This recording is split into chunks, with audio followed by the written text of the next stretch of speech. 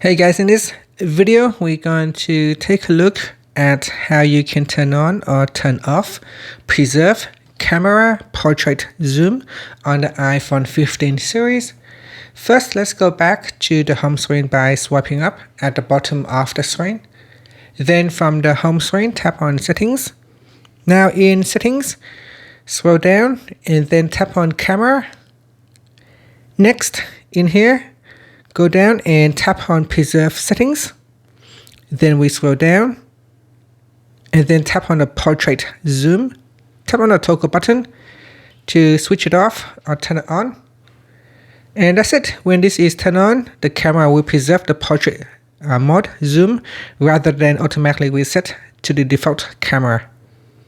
And that's it. After that, you can tap on the back key or swipe up to go back to the home screen. Thank you for watching this video.